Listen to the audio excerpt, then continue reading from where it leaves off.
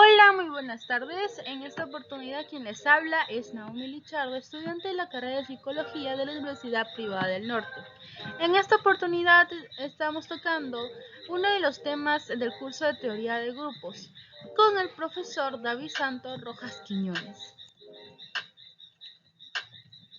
Somos el grupo número 4, de las cuales están conformados por Ana Rivero, quien les habla, Naomi Lichardo, Lice Soto, Mirna Enríquez, Grace Guerra, Yajaira Cabezas, Melody Huaywa y Adriana Zurita. Los temas a tocar en esta exposición, como punto número 1 tenemos a decisiones individuales contra decisiones grupales. Como punto número 2, polarización grupal. Punto 3, pensamiento grupal. Y por último, técnicas para toma de decisiones. Individuales versus grupales.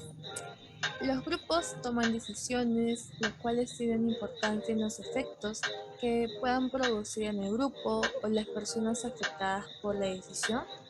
Asimismo, existen diferencias entre estas decisiones individuales y las decisiones que se puedan tomar en grupo.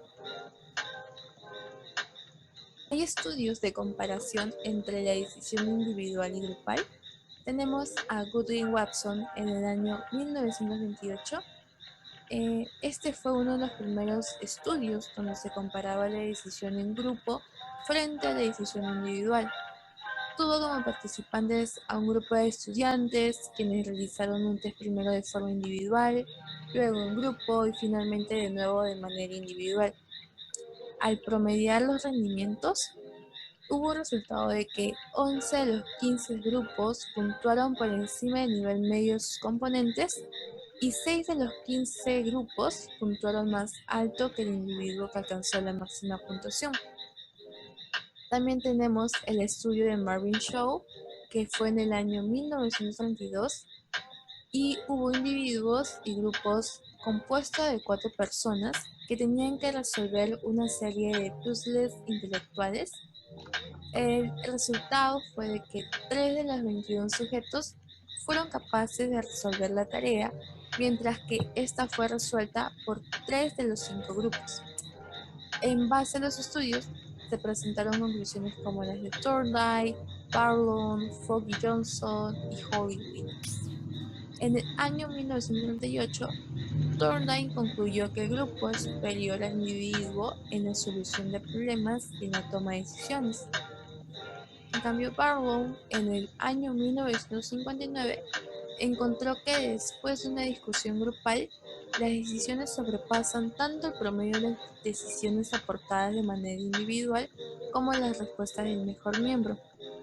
También Fogg y Johnson en el año 1977 y Holly Williams en el año 1966 encontraron que las discusiones en grupos llevan a decisiones nuevas que tal vez a ninguno de los participantes se les había ocurrido antes de que se dé la discusión grupal.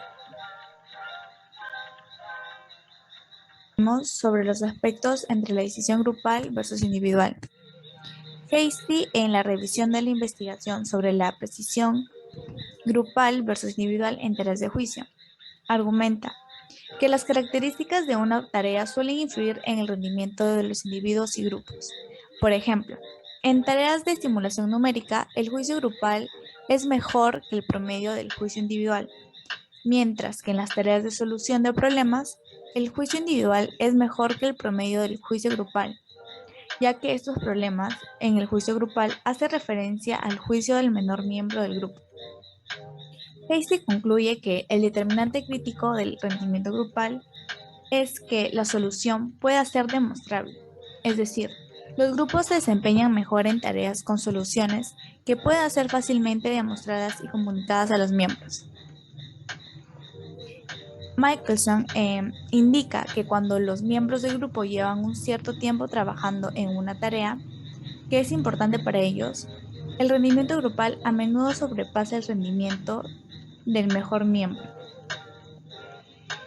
Shaw en 1932 y Siller en 1957 nos dan otras explicaciones. Nos dicen que en los grupos se da una mayor probabilidad en reconocer y rechazar soluciones incorrectas. Ahora hablaremos sobre la memoria de los grupos y la motivación. Villaseñor en 1977 nos habla sobre la memoria de los grupos, y es que poseen una memoria más precisa sobre los hechos y eventos que los individuos.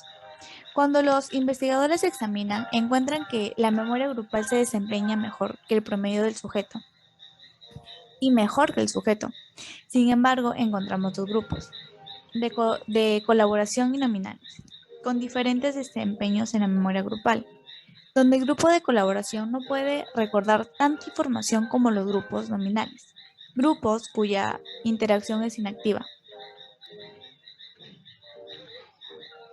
Johnson y Johnson en 1994 nos da otra razón del por qué los grupos toman mejores decisiones. Y es que los grupos facilitan la motivación hacia el éxito, ya que aumenta el compromiso de los miembros de implantar la decisión. Esto facilita los cambios de la conducta y actitudes exigidas. Esto hace que las decisiones grupales sean más arriesgadas que una decisión individual.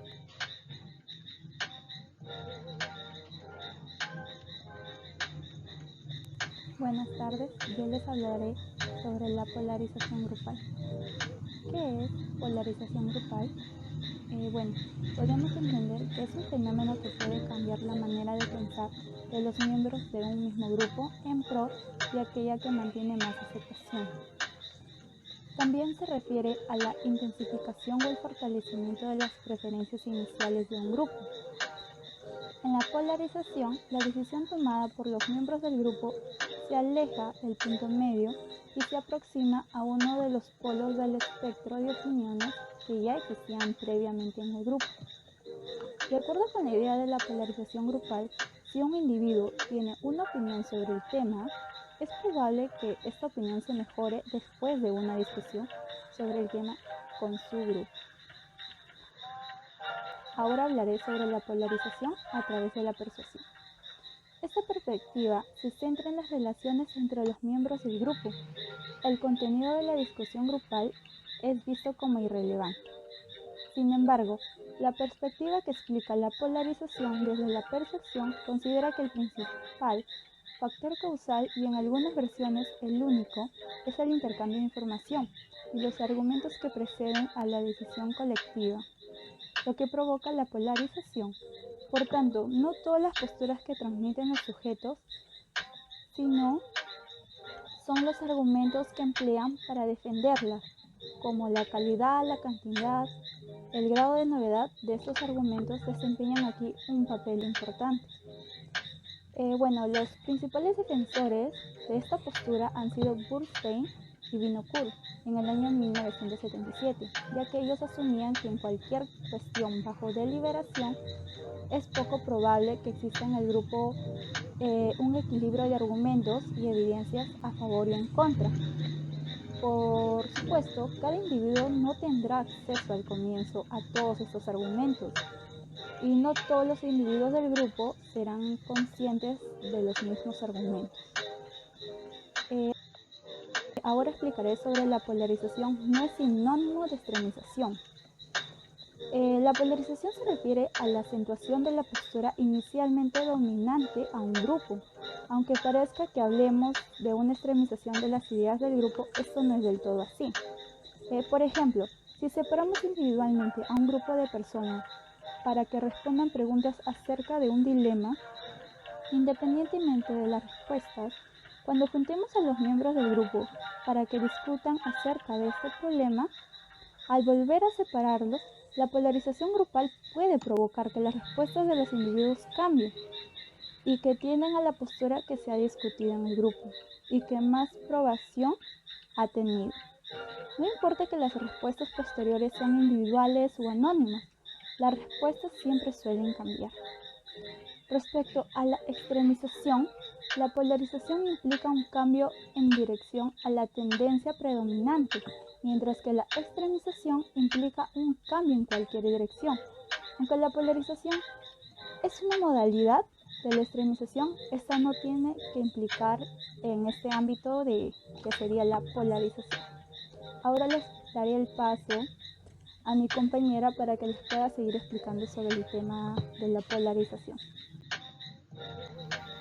Existen diversas teorías que tratan de explicar la función de la polarización grupal y que a su vez tratan de identificar las variables que la estimulan.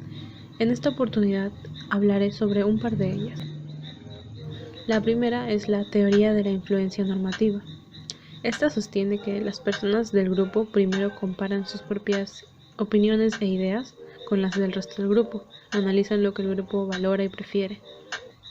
Para obtener la aceptación del grupo, luego las personas toman una posición similar a la de los demás, pero un poco más extrema. En palabras más simples, comparan continuamente sus opiniones con las de los demás del grupo y se dejan de influir normalmente por lo normativo dentro de ese grupo. Y la segunda teoría es la de la influencia informativa, la cual postula que las personas de un grupo están seguras, conformes, dan argumentos y datos, y se dirigen a los demás con simpatía. En muchas ocasiones vemos que los más extremistas cuentan con varias características persuasivas. En este caso, el proceso es más central, elaborado, más analítico y sistemático. Los individuos basan sus elecciones individuales considerando los argumentos recordados, ya sea en contra o a favor.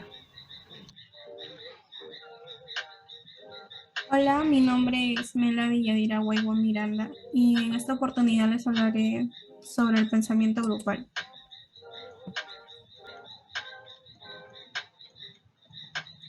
Según Janis, en 1982, el pensamiento grupal no sería más que una forma de pensar que surge cuando la búsqueda del acuerdo predomina tanto en un grupo homogéneo que tiende a suprimir la evaluación objetiva de otras alternativas posibles de acción. Irving Janis en 1972-1977 descubrió el pensamiento grupal al observar que muchos grupos con mentalidad parecida, por ejemplo, consejos, comité, acababan tomando decisiones incorrectas o irracionales por el hecho de permanecer al propio grupo. Las principales condiciones favorecedoras del pensamiento de grupo serían alta cohesión grupal, que el grupo esté privado de otras fuentes de información alternativas, que cuente con un líder directivo favorecedor de una determinada opción. Los miembros del grupo han de estar en una situación estresante y la estructura del grupo ha de estar compuesta por miembros homogéneos. Las ventajas de la toma de decisiones en grupo incluyen la información, alternativas, entendimiento y aceptación y compromiso. Ahora le daré el pase a mi compañera Stephanie.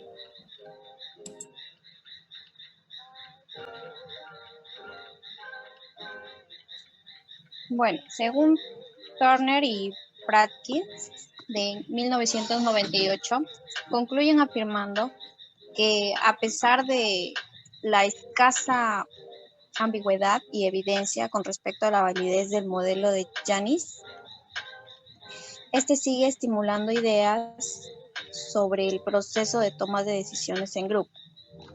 Janis, en 1982, nos propone un conjunto de 10 recomendaciones que deben seguir los líderes de grupo. El primero, informar a los miembros de grupo sobre las causas y consecuencias del pensamiento grupal.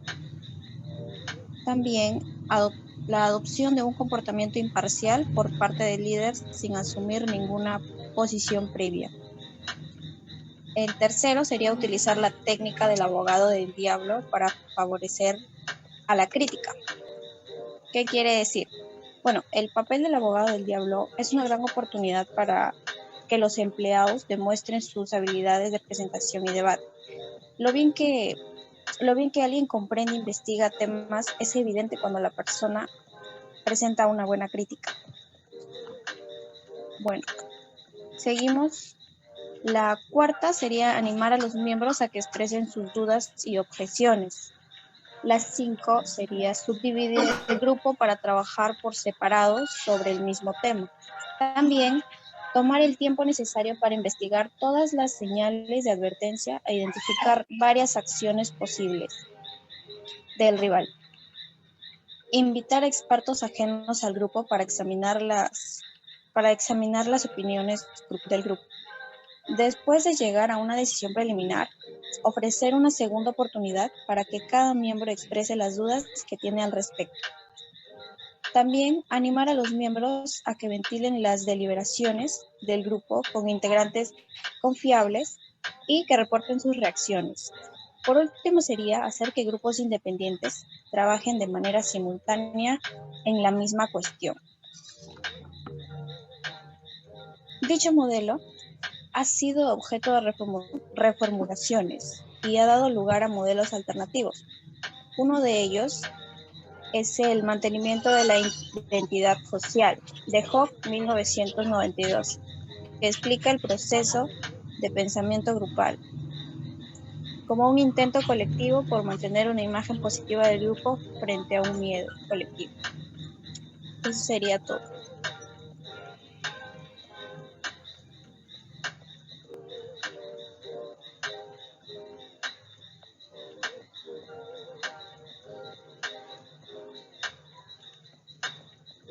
Y seguimos con las técnicas de toma de decisiones en grupo. Hay ocasiones que debemos aprovechar el conocimiento y la experiencia de un mayor número de personas para la toma de mejores decisiones. Además, que las personas cuando colaboran en la toma de decisiones se sienten más comprometidas a la hora de obtener los resultados deseados. Ventajas: una mayor concentración de conocimientos, experiencias e información. Una mayor variedad de puntos de vista. Se facilita la aceptación de la toma de decisión final. Y se reducen los problemas de comunicación. ¿Aló? Yo pensé que te iba a gustar. No obstante, tenemos elementos que pueden contrarrestar estas ventajas. La presión social que se genera, el predominio que ejercen los líderes informales del grupo sobre los demás, los propósitos ocultos que muchas veces influyen en las opiniones, intereses personales, políticos, etc. La manipulación del compromiso con la finalidad de llegar a una decisión más rápidamente. Pero nosotros aquí te traemos sugerencias para mejorar esa toma de decisión en grupo. Realizar reuniones semanales o bisemanales para poder informar todos esos problemas que se pueden suscitar. Durante las reuniones adopta un enfoque para el diagnóstico de la solución de los problemas, o DSP. Discutan la solución final. Retroalimentación. El líder de grupo debe estar retroalimentando al grupo sobre los avances, éxitos y fallas que se puedan presentar. Pero como en el análisis del pensamiento grupal hemos demostrado, los grupos a menudo se censuran a ellos mismos y presionan a los miembros hacia la conformidad de opinión. Pero para estos hemos puesto una variedad de técnicas. Como forma inherente de reducir problemas que en el grupo a veces se presentan a la hora de toma de decisiones. Para las técnicas tenemos 3.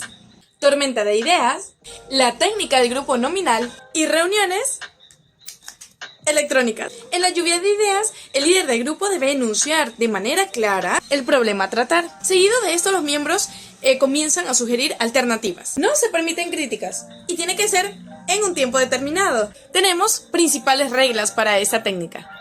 1. Se prohíbe todo pensamiento y evaluación racional. 2. Se considera la libre expresión de ideas. 3. Buscamos la mayor cantidad de ideas alternativas. 4. Se prefieren las combinaciones y la mejora. Sugerencias. 1. De 40 a 60 minutos por sesión. 2. No se debe dar a conocer el problema con anticipación. Mira, ¿sabía que esto está pasando? Sí, pero de eso vamos a hablar en la reunión. No. Error. 3. El problema se debe enunciar claramente, pero sin dar muchos detalles. 4. Preferiblemente utilicen una mesa pequeña para que todos los miembros puedan comunicarse entre sí. Ahora tenemos la técnica Gordon. Esta se utiliza más que todo para problemas de carácter técnico, usando la libre asociación.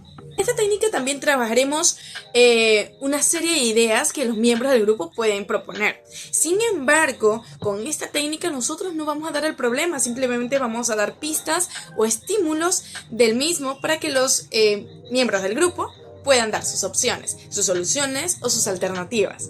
Para esta técnica Osborne tenemos 3 Reglas. Regla número 1. Solo el jefe del grupo conoce el problema. Regla número 2. Los integrantes pueden agruparse como quieran. Regla número 3. El tema de discusión debe escogerse pero con mucho cuidado. Sugerencias. Se requiere de 2 a 3 horas de duración por cada sesión. El jefe del grupo debe ser una persona sobresaliente y conocer a fondo el empleo de esta técnica. Como sugerencias generales podemos recomendar que el grupo sea heterogéneo, así podemos tener diversidad de antecedentes.